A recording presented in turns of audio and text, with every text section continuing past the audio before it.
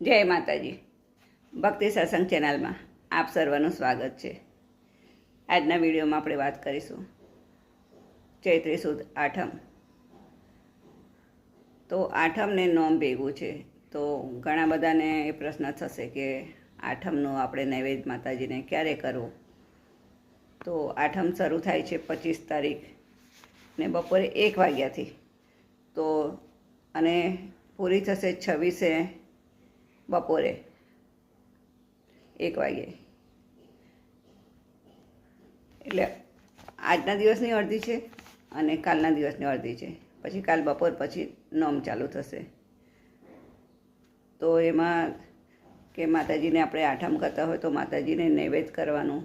તો જેને રાત્રિકાળ દરમિયાન કરવું હોય તેના માટે સાંજનો સમય પણ શુભ છે, અને જેને આઠમને નોમના જે સંધિકાળ પ્રમાણે કરવું હોય તો આઠમને નોમનો જે સંધિકાળનો ટાઈમ છે એ ખૂબ જ શુભ ટાઈમ છે, અને એ ટાઈમમાં કરો તો તમને સૌથી વધારે ઉત્તમ સારું ફળ મળશે.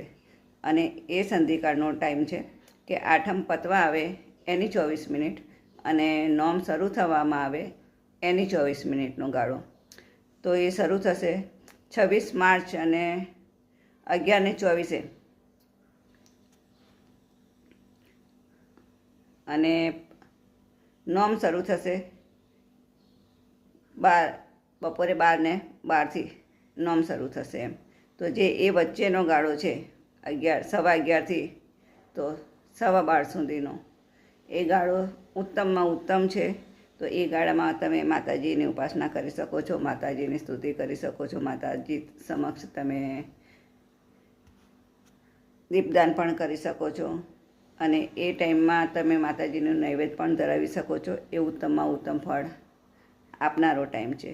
બાકી તો પછી તમારે દેશકાળ સમય પ્રમાણે, તમારી અનુકૂળતા પ્રમાણે તમારે જ્યારે કરવું હોય, સાંજે કરવું તો સાંજે પણ કરી શકો છો.